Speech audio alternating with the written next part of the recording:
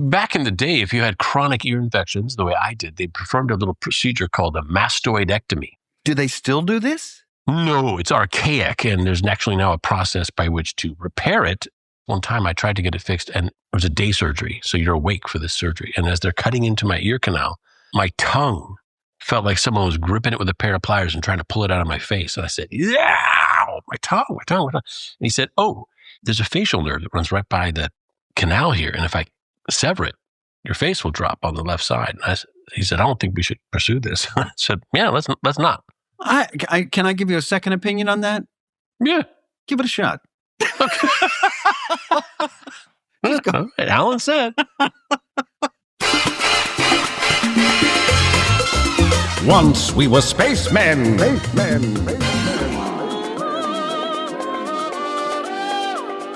I tend to play weird people, usually aliens and robots and things that don't have romance. I once didn't get a job where they were looking for a Nathan Fillion type. Once we were spacemen. Once we were spacemen. And we're back. Welcome, Alan Tudyk. Welcome, everyone, to another installment of Once We Were Spacemen. Because once we were space. And inside of that space were men. And that space that those men were in was space. We Once Were Spacemen with Nathan Fillion and Alan Tudyk. Hey, Nathan. How you doing, buddy? I'm good. Really good. Really good. Catch me up. I haven't talked to you I've been texting you back and forth. Yes. Doing a haunted house. This episode was recorded in October. Saying that you and Carissa are not going to be able to make it to. Yarr. That's unfortunate. There is this incredible show. It's called Delusion, and it comes once a year around Christmas, around Halloween time. It's like a haunted house, but it's like a play, but it's a participation play where you interact with the characters. It's not as scary as it is fun and funny, but every once in a while you get a good jump scare in there. I was scared so bad that one time that I went that I ran into the wall trying to get out of that room where that dead thing was, and I hurt my leg and hurt my arm. And there is once in a while something that I find really creepy. They did one year about what was it? It was a pandemic. It was post-apocalyptic Earth after a pandemic. Topical, right? It was pre-COVID. It was respiratory. Actually, it was probably respiratory. Not. And there was a part we were in a hospital. And there was like the children's ward. And just before we went into the children's ward to find a clue of something we were looking for, our guide turned around and said, be quiet. We don't want to wake them. And I said, whoa. There's going to be kids in there, like spooky kids, like creepy kids. That's where I cap out. Nope. The whole thing, la, la, la, la, la, that kind of thing going on. And kids like standing down the hallway being creepy, like in The Shining, that kind of stuff. If a kid is going to come at me all creepy, spooky, I don't care what size they are. They got one up on me if they think they can come at me. Yeah, because they're creepy, spooky, and they've got special powers. Supernatural something. Yeah, exactly. Sharp little teeth. But we attended one together, and you, Alan, I remember they set you off on like a creepy crawler, what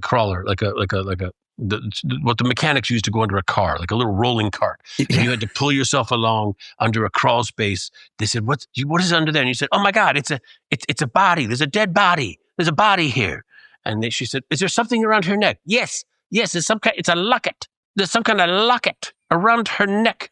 She goes, okay, come back out. So you scramble back out, and she says, did the locket look like this? And she holds out her locket, and you glad, and you reach into your pocket, and you pull out your glasses, and you put your glasses on. You say, well, I'm no jeweler.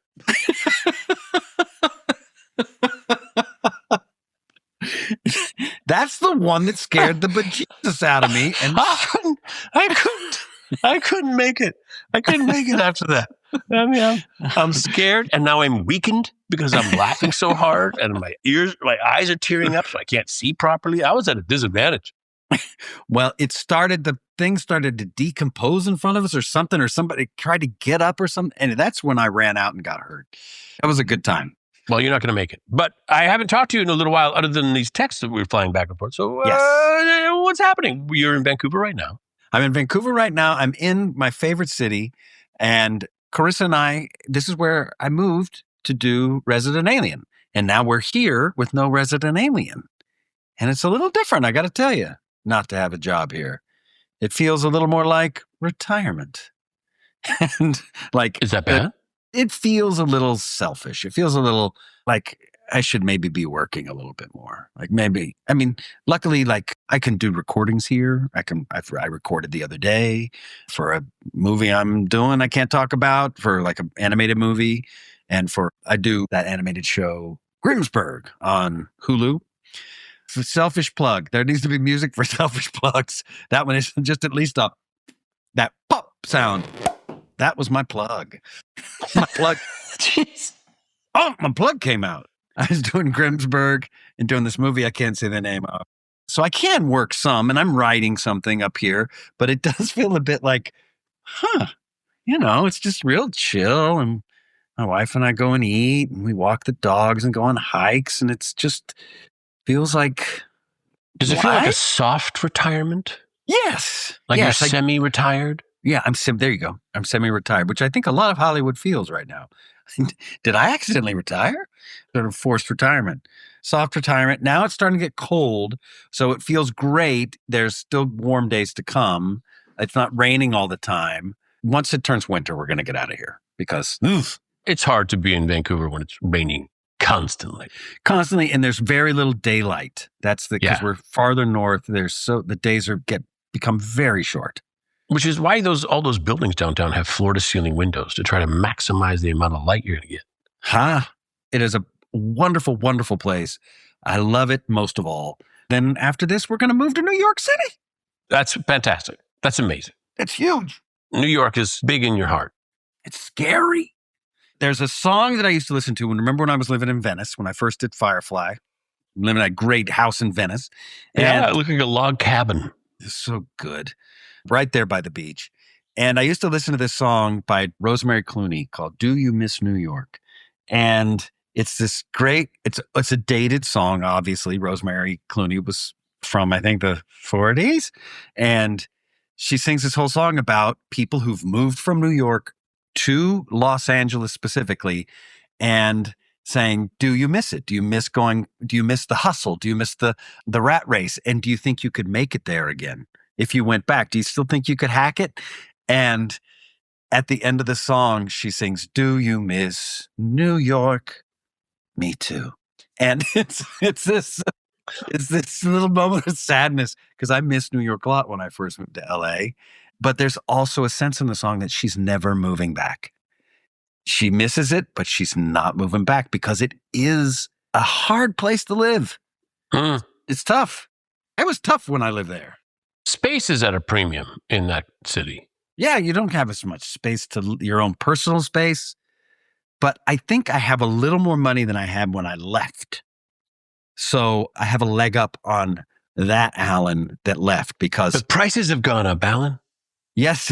Well, yes. I mean, I was in a situation when I was in New York City, that apartment that you got scared and ran out of with your girlfriend at the time, because I had too many pieces of taxidermy hanging on the walls and too many embalming kits, maybe, and odd medical instruments. Bars on the windows. Yeah, bars it seemed on the like windows. a little bit like a basement torture chamber. Anyway, you guys left in a hurry. And we didn't know each other that well back then. And when I lived in that apartment, I actually had an illegal sublet that was only $300 and something a month. I know. It's crazy.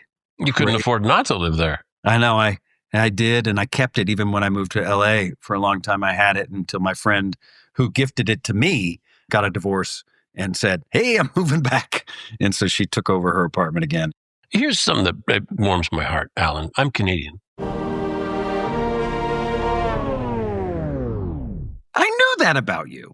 I feel like I knew that about you. I'm not from Vancouver, but I think Vancouver is just probably the most beautiful city that Canada has to offer. We have a lot of beautiful cities, but just the very landscape of Vancouver, between the mountains and the ocean and the trees and the green, and everybody's so outdoorsy. And it's an incredible city that you have taken to it so well.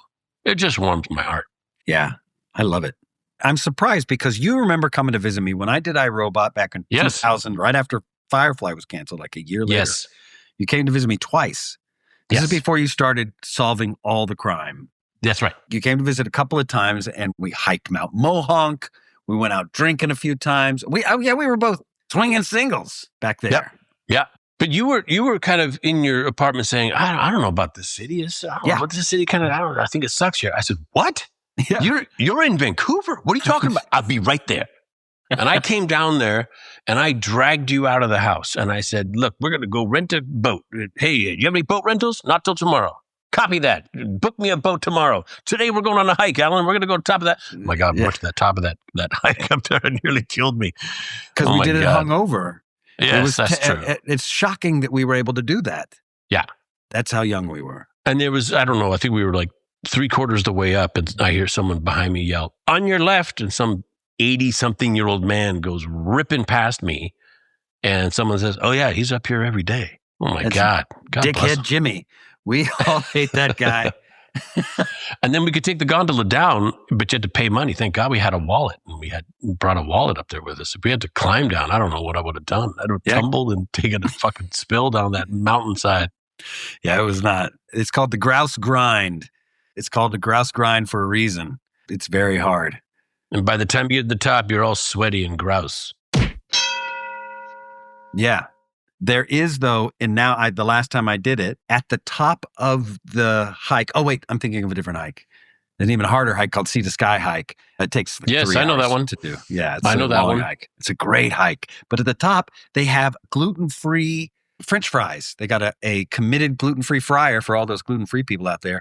So you finish the hike and they're like, here, sit down, have some water and some French fries. You've earned them. It was just perfect. That's, to me, that's Vancouver right there. It's very considerate. They know what you need.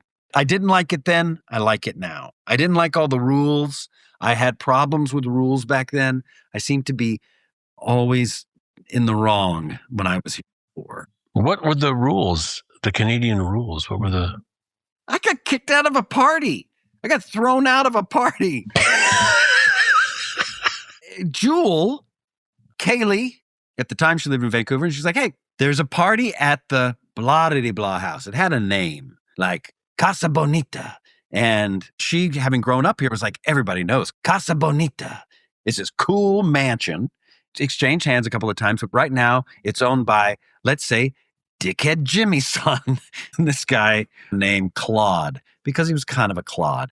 So a group of us went, and the instructions were to bring a 5th of vodka. If you're going to come to the party, bring a 5th of vodka, would you? We had a few 5ths of vodka we brought. Everybody brought them. There was like a sea of vodka and nothing else. No mixers. No.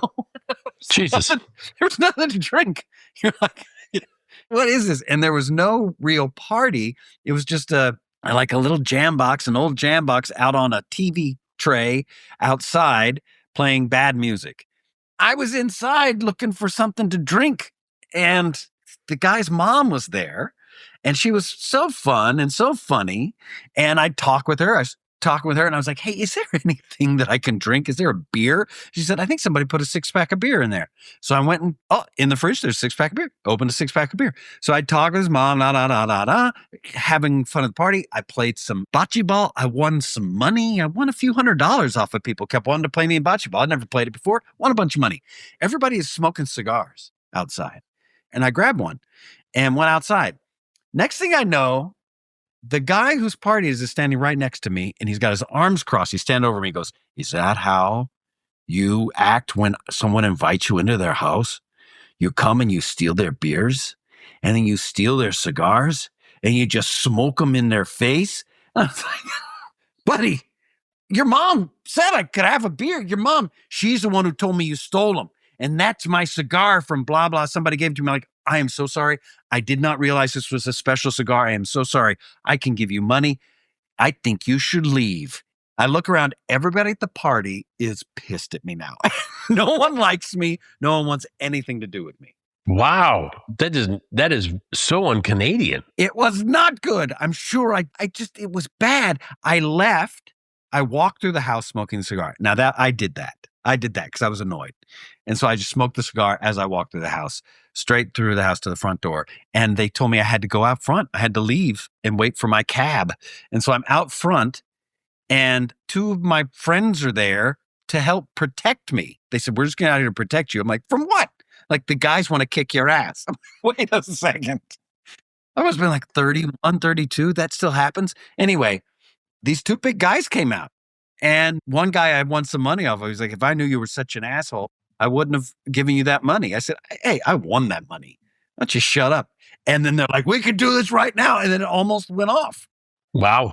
And so I had to leave. And then the one thing in my defense, they threw Jewel out like about an hour later, which that's also, she stayed. Okay, that's another. They threw me out, treating me like trash. She's like, I'm still checking out the house. So I had situations. I was thrown out of a couple of places. But I think part of it was bad timing. The city and me we weren't in sync. You weren't jiving just yet. No, I was too outrageous. Rambunctious. I had a lot of rambunctious in me, and I had to get it out. You had bunks all rammed up in you. It's just rammed so far. And so I'm glad. And it's nice that you came twice. And then, there was that period of time after Firefly, and I realized like we hiked all the time. We were always hanging out, and that's when we became friends during that time. Those years just past Firefly, because you were working, but you weren't working consistently in any one thing, except for the Housewives, the Dangerous Housewives. Afraid to touch each other. What is it called? Desperate Housewives? No, they were desperate. They were desperate and dangerous because of it. Desperate Housewives. That was reoccurring, but again, you weren't leading that cast. You weren't always there. So we had a lot of time to hang out.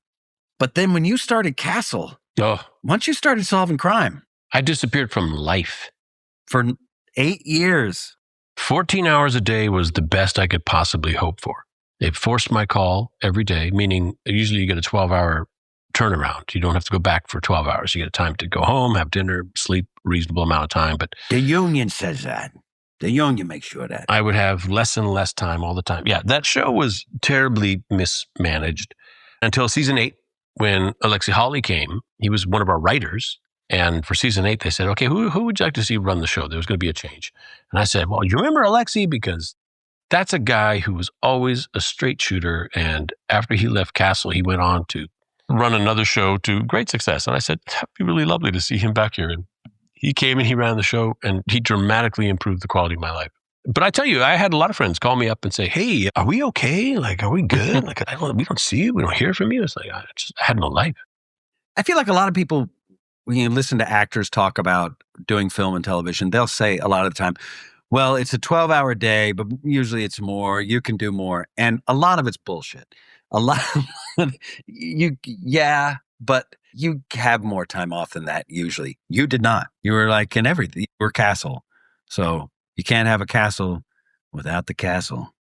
You need a castle. I mean, it can be done. It just has to be managed correctly. It can be done. Yeah, your Saturdays, you were always working Fridays so late that it's Saturday. Yeah. So there's a 12-hour. I get home at 6 a.m. on Saturday, and now there goes my Saturday. And then you got to turn your schedule around, so you're at 6 a.m. on Monday. Right. Film facts. Hollywood secrets. And then you go to 5 at night, and the next day, but they push it. You don't actually stop at 5 at night if you're not managing the time well on set. You go all the way to 6. So you do, you went to 7. So you did a 14-hour day. You still get 12-hour turnaround. So you go home and you don't come until 7, but then they push it again, 8, 9. And then you do it again and again. And by the end of Friday, you're well into your Saturday. And so that's what that is. You're just the 12-hour turnaround, even though it seems like a lot, the time to get back home and all that stuff, it's really never enough. And you would go 9, 10 months out of the year on that schedule, right? Yeah, because we would do 24 episodes. It wasn't just a regular 22. So most things are now, I just watched that Alien show. I think they were 8. 8 episodes? 8 episodes, yeah. Yeah, streaming's a different animal. Well, the aliens are a different animal too, which was so fun to watch. Very true. That little eyeball. This is one of the big things our business is sort of cratered. A lot of people talk about the business has changed so much. You used to do 24, although it was hard on, let's say you were playing a castle in a show called Castle. But for the crew and all of that, they could plan on a career of And those things lasted 8 years, and they could just go and go and go and go, and it would last all year long. Now you're done with something every 8 episodes. Yeah, harder to get consistent work. Yeah, and you got to get put together on a new crew and all of that. Yeah, the business is changing a lot, and it's making it more difficult for people to make a living. And now, of course, with the strike and whatnot, it's because they want to pay us less and less, pay these poor crews less. And I gotta say, the strike, the way that the strike is used a lot, I feel like maybe I'm just taking it personally. They'll say, well, with the changing, just the way that streaming, the cost variables and profit sharing, blah, blah, blah, and the strike, there's a big retraction. It's like, and the strike isn't something, producers, they see that as a negative, but it wasn't just a strike for no reason. It was a strike saying, hey, you guys need to work this AI thing out. It wasn't an unreasonable thing that this bad thing happened. Oh, they'll say the pandemic and then the strike. Like, don't put us with the pandemic. Well, the idea that we were put together with it is because work stopped. Right. People were trying to get a fair working wage during the strike. Yes. That's like, hey, man, the cost of living has gone up and people's paychecks should reflect that so we can live. But you know how that goes. Alan, if you could pick a show, we're talking about the industry now. If you could pick a show that you enjoyed as a young man to reboot for you. For me. Yeah. Yeah. What would you like to reboot? Like, hey, Alan, we're going to reboot a show, whatever show you want. We're going to do it. Boom. I got a couple. Go. Greatest American Hero. That's on my list too. Oh my God. For people who know it, who were of our age, know Greatest American Hero was about a guy who got a super suit, right? Yeah. Aliens came down and gave him a super suit. But did he lose the instructions? Yes. What he did was he had a little manual. It was like an electronic manual book. And he boop, boop, boop, pressed some buttons and he shrank. And he was next to boulders that were grains of sand. And he's like, oh no, I don't know what to do. He hit some buttons. He put the book down. He's like, oh my God, I'm holding his head Alan style. And then he grew. So it was, the instruction manual was super small down next to a grain of sand and he can't find it. Right. So now he's got this super suit with no manual. That's good. That's good. So he would fly terribly every time he flew, always out of control, careening places and crashing into stuff. He was a very undependable super person. Yeah. Which I could, that would be, you would do that well as well. We have a certain amount of characters that we could cross over. Each of us play. That's one of them. Well, there was that wonderful character I just loved, the FBI guy who was kind of his partner in crime. Jeez, kid, you're driving me crazy. Remember that guy? I would love to play that guy. He was wonderful. I got to meet him. Okay, so that's number one, Greatest American Hero. And you're absolutely right on the money. I have so many. I tried to write that show back when I was doing Castle. Wow. Quantum Leap, but they rebooted it, but I don't think they did it. I like the guy I think there was more humor to it before, and they didn't have the humor as much this time around. Mm-hmm. So I used to really I loved that growing up, Quantum Leap. I enjoyed that show. Playing different, it's an interesting, Scott Bakula, it's an interesting idea. Jumping through time. Every time you tune in, you're going to get a new adventure. I like that about a show. That's why I think Firefly was so great, because you'd always get a new adventure every week, a new job, a new whatever's going on. That one. How about you? What shows would you like to reboot? Well, a show I think would be a great reboot, and I think it's pretty simple, was also, I think, the very best theme song in television history, which was Simon and Simon.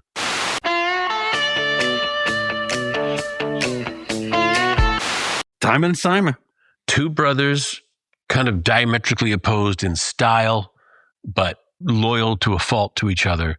And they were private investigators. Mm-hmm. And it just seemed like they were based in San Diego. And, here's me in Canada freezing my butt off, watching the magic window that is the television and seeing these guys just having adventures every day where the sun never stops shining. And it left a real impression on me. And that was the only time I remember my dad saying, yeah, let's crank the volume on our little... Remember when TV, you had to go up to the TV and go, chuk, chuk, chuk, chuk, turn that big dial to change the channel? Yes. Like we were the remote control. My dad would send us over to the TV and go, okay, go see what's on channel 3. Chuk, chuk, chuk, chuk. Nah, go back to 5. We were the remotes. But it had that one little knob for volume and that one little tiny speaker on it. And we would crank that song, Simon and Simon.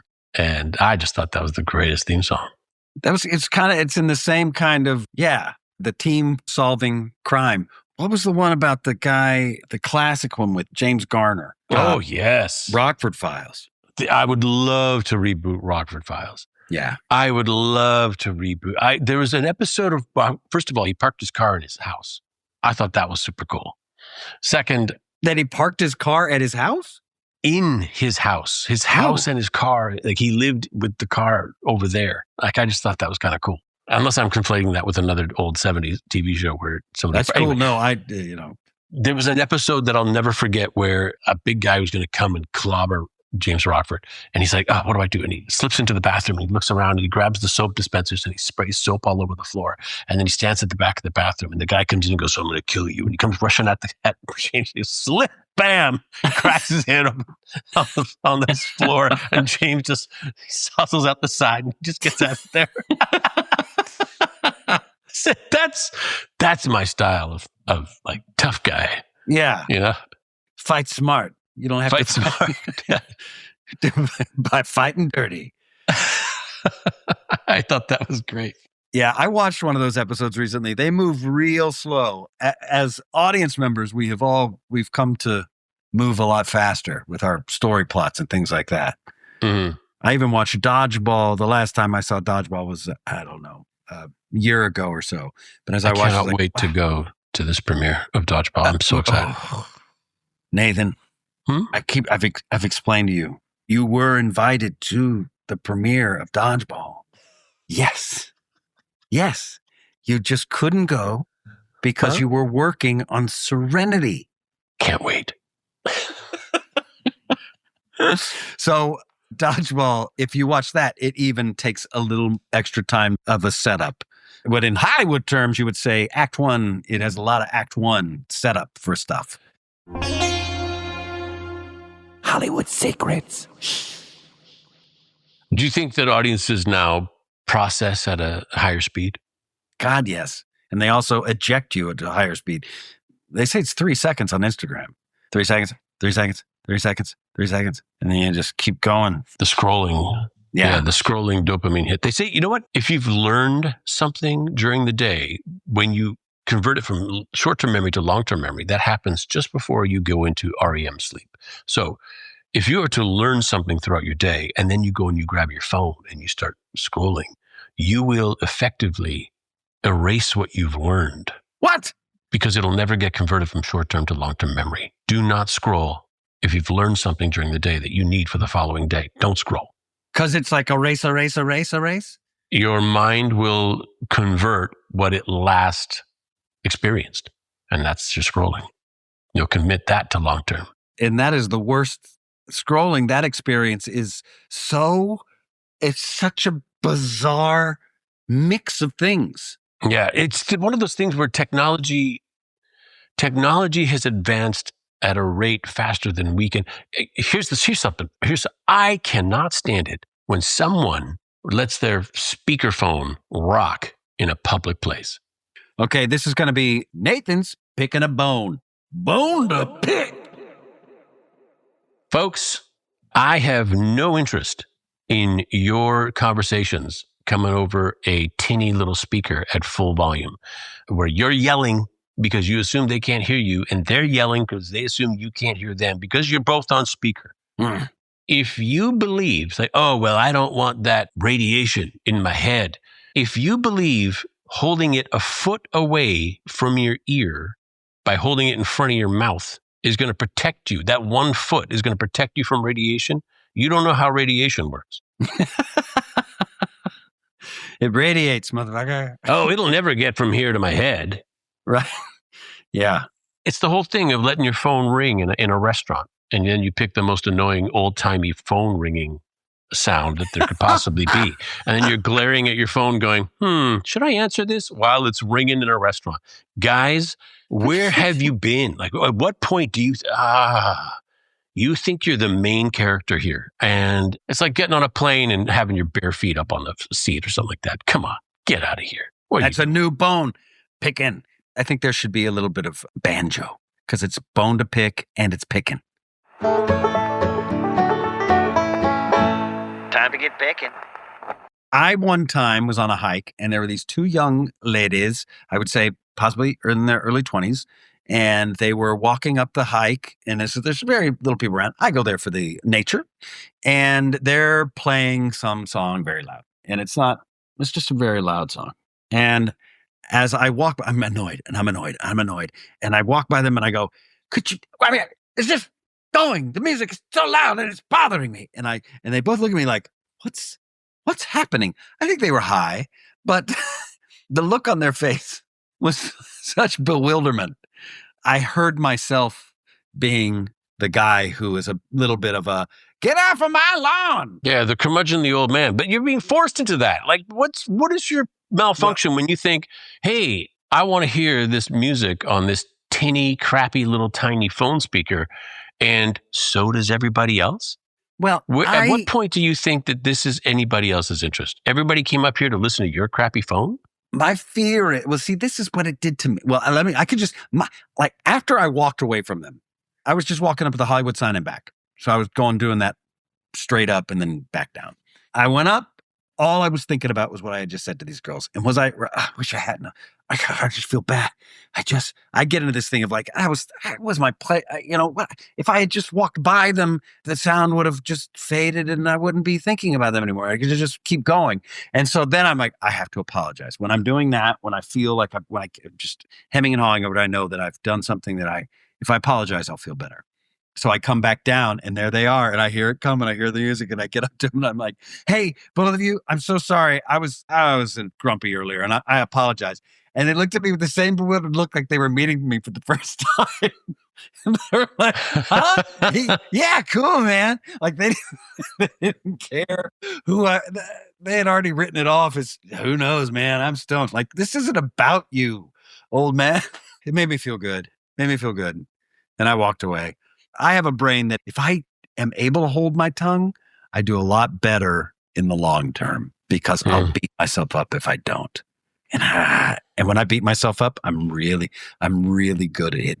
I know where my shot. I know where to take it. I like having, I don't like having any recourse. It's like, you're going to be out here and do something that just ruins my day. I think there should be some sort of recourse, something that makes you go, oh man, there's a consequence for behaving this way. Squirt gun? Something where I can go, yeah, how do you feel about that? I think you've been playing cops. It's what it is. You've been solving crime for so long, it's now bleeding into your life. I have an overdeveloped sense of justice. I'm going to say justice. And I think that's from reading so many comic books when I was a kid. You're in the Justice Gang. It's my true. God, you were the leader of the Justice Gang. If you were to ask me, I was. Yeah. It makes sense. Alan, do you shop online? Not so much. I guess. I don't shop on Amazon. I shop everywhere. Do you have like maybe on eBay, a cart, like where you put things, but you haven't purchased them? Yes. You're saved for later. Yeah, Etsy. On Etsy. What kinds of things are on your save for later Etsy cart? Well, obviously, today, it's a pine cone, but it's a real specific, it's a fossilized pine cone. It's where agate has replaced the pine cone. And you can buy, I found one on Etsy. You can buy it. So I have that there. You kind of have a thing, Alan, like things that were alive once. I have a connection to pine cones. I don't know. I like pine cones a great deal. I don't know. They're a cool seed.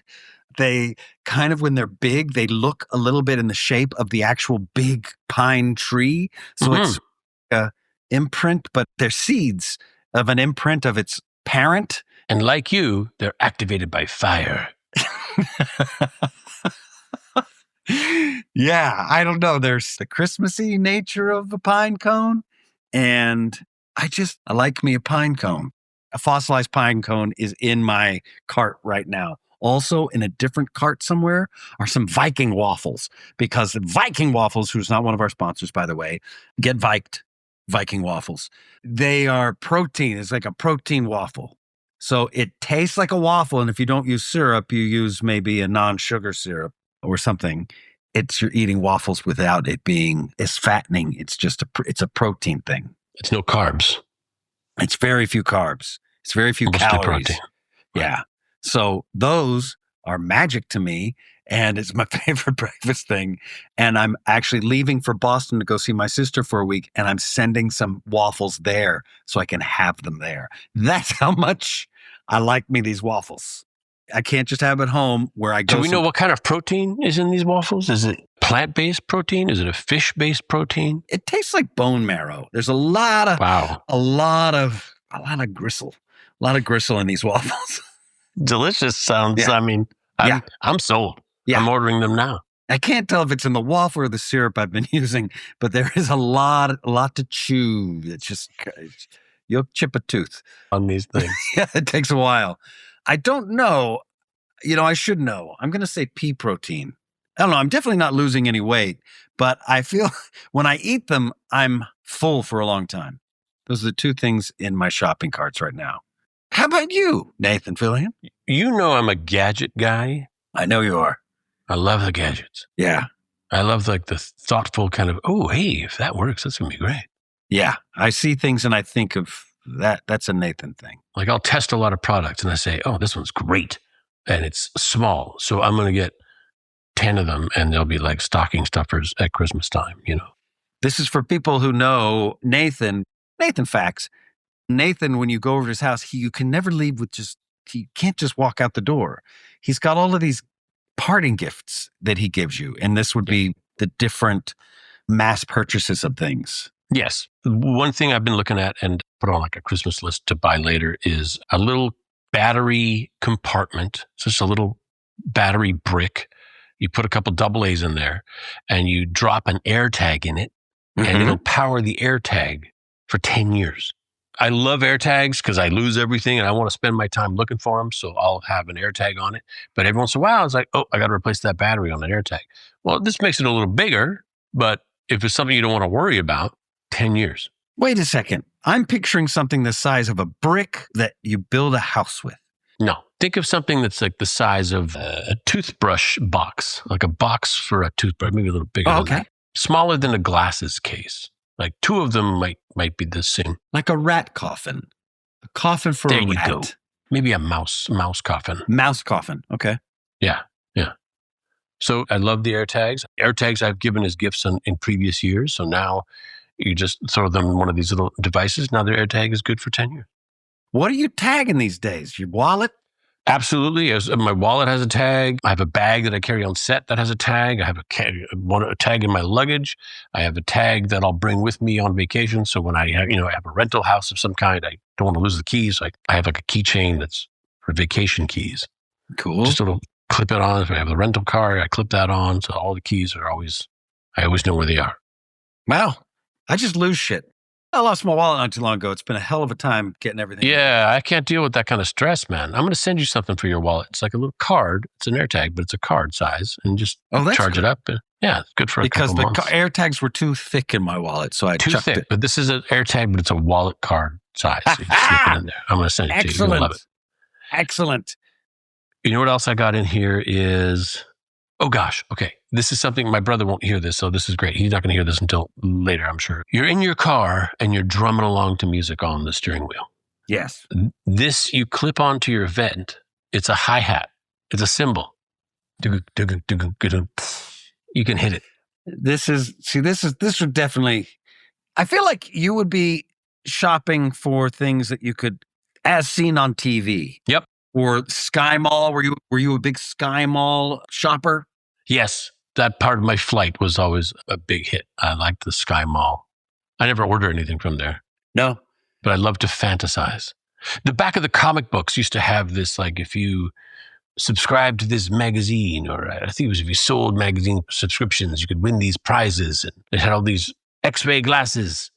Yes. A submarine made of cardboard. Yes, a ghost that would fly. Yes, the flying ghost, the book safe. Those types of things. I used to fantasize about all those little products. Smoky fingertips. Remember those? Yeah. So you were a real comic book guy. Yeah, Like I James- had a comic book rack in my room. Whoa, Yeah. whoa. Kind that spins like a little Yeah.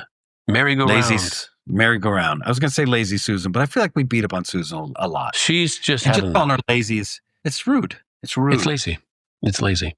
A portable bidet. That's wait a second. Your portable bidet? Yeah. I haven't Where tried are you it. carrying this?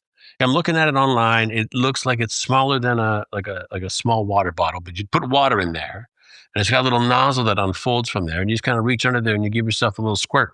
I don't know, man. This sounds like You know what I don't know about? The dry What? wipe. no. I know That's me. not okay.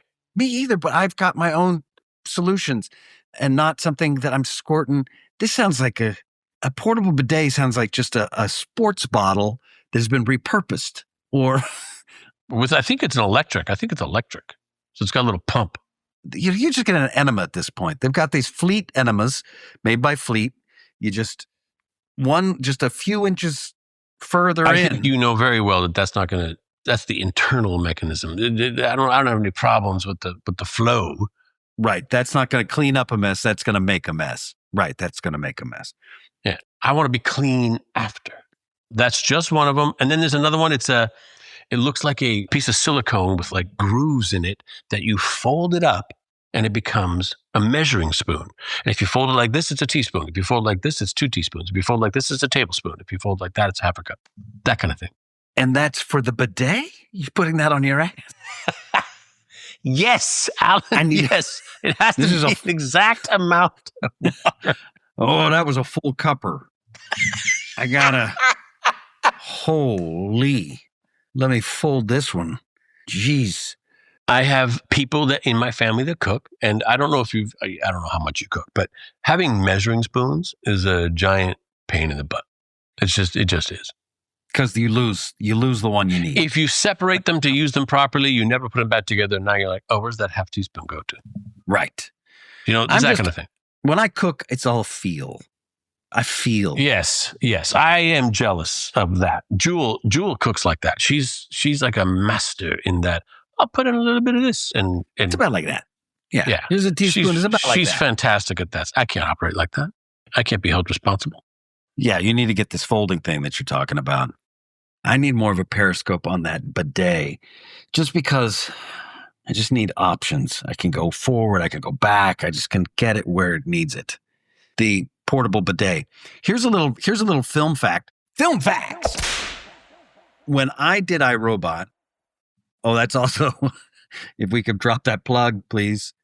Oh, thank God that's out. When I did iRobot, Will Smith said to me, Alan, hey, and so this is 2004. I've been on the wet wipe situation. He said, Alan, we wipe with dry paper. And I said, or with a wet towel. I was like, what are you talking about? A dry paper? Whatever's right there. And he's like, okay, great. So let's say I just rubbed some shit on your arm. Okay. He's like, and I offered you something that's wet to wipe it off or dry paper. Which one are you going to use? I was like, the wet. He's like, exactly. You got a stinky ass. I'm telling you, you got a stinky ass right now if you're using dry paper. And what you need to use is tucks.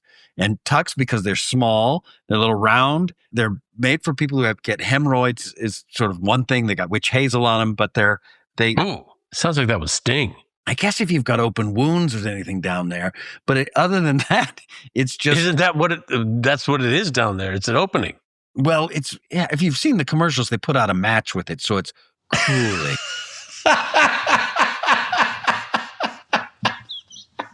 So after you put out a match, you can use it to wipe off your butt hole. And anyway, he gave me this thing, and then you use a little dry paper, and he gave me some. And ever since then, I've been using these tucks. Again, not a sponsor, but you can be because they're small. They don't clog up the pipes. But here's the film fact. When I was in Deadpool 2, get that plug. Thank you.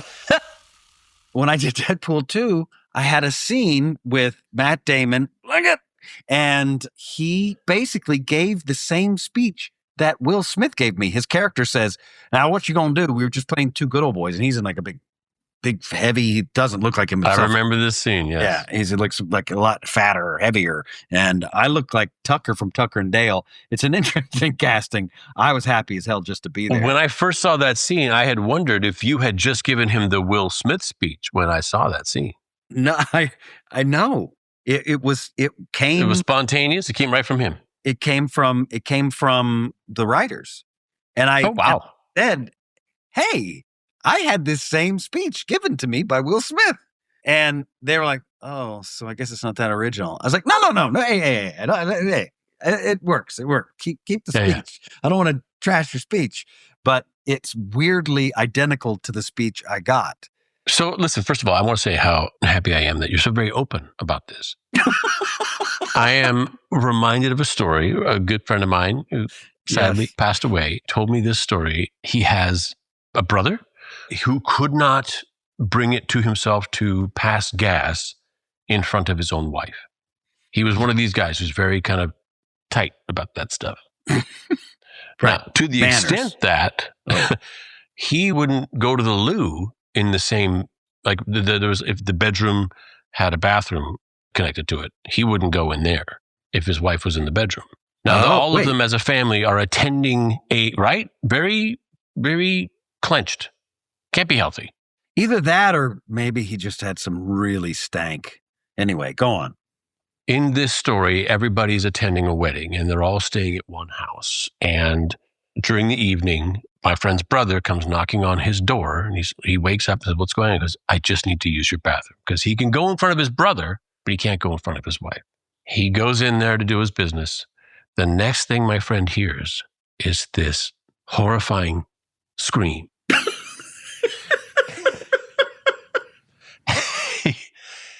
He runs in to find his brother kind of fetal on the floor, but holding everything, his whole undercarriage. He's holding it and he's crying. He's not good. He's something terrible has happened. Oh my God. As they get the story, he is in there, having done his business. He grabs some air spray, some freshener, sprays it around the room. And while he's still sitting on the toilet, gives it a spray into the toilet itself, underneath him, and then lights a match and waves it around a little bit, and then throws the match down into the toilet where it promptly explodes. Flame shoots out from every space available, and a lot of it was between his legs. And so there was some burning. Some burns. There's some sensitive skin down there, Alan. It's very sensitive. This isn't what killed him. He said he's not with us anymore. No. Okay. The brother survives to this day. The friend who related the story is the fellow who passed. Oh, I see. Yeah. And it was his brother who did it. Wow. That's very sensitive. And, hair stinks when it's burned. Yes. Now add to that. It's just a whole new level. Stink. What are we going to call this episode of us just talking about absolute nothing? Shits and grins. Shits and giggles. Shits and giggles. There we go. Shits and giggles with Alan and Nathan. All right, buddy. All right. Do you have a thing? A getting to know you? Yeah. I know you and you know me. Let's get to know you better. Hey. All right, Alan. Well, I just finished the story, so let's go with yours. What is your get to know you better? Something I don't know about you, Alan. Tell me. I want to know you better. I like coffee. You know that about me. I love it. I love it. I will avoid a coffee shop. I don't think you know this about me. If the door to enter is push to go in and pull to go out. I take it personally that they put their door on wrong. They put it on wrong. You can't, because what ends up happening is I go in and I get 3 coffees. 2 for me, 1 for my wife. And I got to get out of the door and now I got to pull it to me. It seems very short-sighted, if not cruel. And if you've got that door situation, there's other options. There's other places I can choose. And that's the one I'm going to go to. You will go out of your way to avoid the pull door on the exit. I can't do it. I think it's wrong. And I think there's probably some people out there who are with me. That's just bad planning. That's Something I never knew about you. Not interesting, but it is something I never knew about you. Here's what's interesting. I enjoy learning your limits. Like, no, that's where I draw the line. Yeah, that's it. I had another one. I don't remember it. You'll have to do yours. Okay. A lot of people, when they first meet me, Jewel State said this. A lot of people, when they first meet me, think I'm a jerk. What? Really? Because I ignore them. No. Yeah. I ignore them entirely. When they say something, I'll ignore them entirely and they think I'm being a jerk. But the fact of the matter is, I'm hard of hearing. I have very little to no hearing in my left ear. Has been this way since I've been in second grade. And throughout my life, I've met people who say, when I first met you, I thought you were a real jerk because I said hi and you just ignored me. And I say, oh, were you on my left side? Yep. Yeah, I'm deaf in that ear. What? Yep. And now who's the jerk? Wow. So what happened in the second grade? Back in the day, if you had chronic ear infections, the way I did, they performed a little procedure called a mastoidectomy, where they basically push your eardrum down and remove all the infected stuff behind it, creating a giant cavity. But there goes all the connective tissue between your eardrum and your cochlea. So I have no connective tissue back there. So I have very little to no hearing in my left ear. Do they still do this? No, it's archaic, and there's actually now a process by which to repair it. And the House Institute is here in Los Angeles, one of the places I went to go see if I could get it fixed. And I told them about this one time. I tried to get it fixed, and it was a day surgery, so you're awake for this surgery. And as they're cutting into my ear canal, my tongue felt like someone was gripping it with a pair of pliers and trying to pull it out of my face. And I said, yeah, my tongue. And he said, oh, there's a facial nerve that runs right by the canal here, and if I sever it, your face will drop on the left side. And he said, I don't think we should pursue this. I said, yeah, let's not. Can I give you a second opinion on that? Yeah. Give it a shot. Okay. Alan said. I think you can make it. Push through. Just power through it. Get some anesthesia and power through. Wow. Yeah. That's weird. Yeah. So I do different things to, accommodate for that. I can still hear great out of my one ear, but I prefer you be walking on my right side. I prefer that I can see your mouth while you're talking. It's a little easier for me. I tend to talk out of the right side of my mouth because I'm talking to the ear that can hear.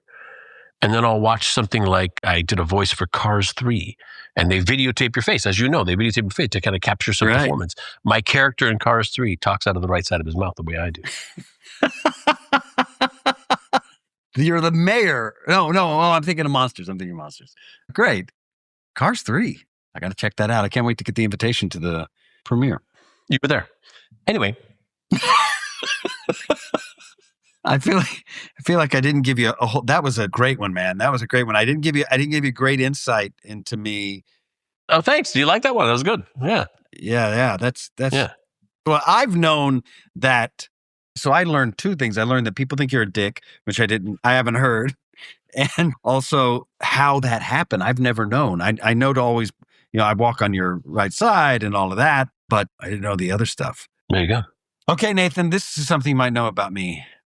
Macaroon cookies. I do not consider that a cookie. It's not a cookie. That's that little sandwich thing, right? That little bullshit sandwich thing. Yeah, I'm not into those. That's not a cookie. Needs to be flatter. It needs to be round. It needs to be full of good stuff. Those macaroons, those things, I believe, are family to cotton candy. They're mostly air. It's just sugar and air and some kind of French magic there. I don't even know. Maybe made by a rat hiding in a chef's hat. I don't know who makes that crap, but they're all freaky colors and they seem cheap, like swatches. They're so popular. People, I don't know, but they're gluten-free. So I get pushed these things a lot because I can't eat that stuff. And so we're like, well, here, have a macaroon. It's a cookie. It's not a cookie. It's a lie. It's a lie and it's an affront. I find it's an affront to me. It's an insult to my face saying, here's a cookie. No, that's not a cookie. It's a promise that can't be kept. So Jesus. I got some strong feelings about the macaroon. Yeah, listen, I don't like him either, but I don't feel betrayed. I'm betrayed by these things, man. Because so many times I have gone, you know what? Maybe I was wrong. Let me give it another shot. That is a pretty color blue for a cookie. What the hell? Cookie shouldn't be blue, man. It's no. And then I'll eat it and I'll go through the same experience all over again. Yeah, I won't deny they look beautiful in presentation. It's incredible seeing them packaged, seeing them arranged on a little platter, but always a disappointment. They're like Beats headphones or something. They're like the way that they come in those colors. It's like a Gap t-shirt. You can get it in all these different colors. Yeah, but Beats headphones you can count on to be good. Yeah, they have a purpose. Macaroon's got very little purpose. It's a sugar hit. I feel bad for anybody who, Macaroons, stop wasting Alan's time. Thank you. So know that. I know you and you know me. Let's get to know you better. Yeah. Well, buddy, always a pleasure. Yeah, man.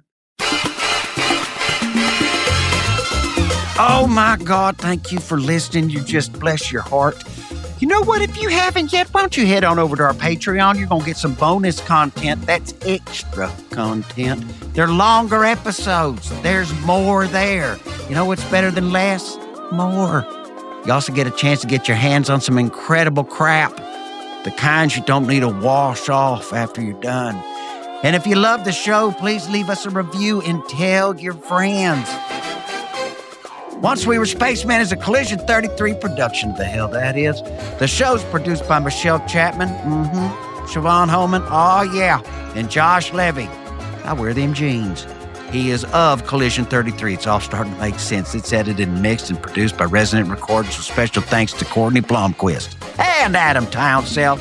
Our theme music's done by Carlos Sosa. The Grooveline Horns guy? Yeah! And Joshua Moore. Artwork is done by Louis Jensen.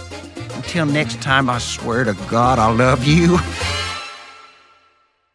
Get off of my lawn!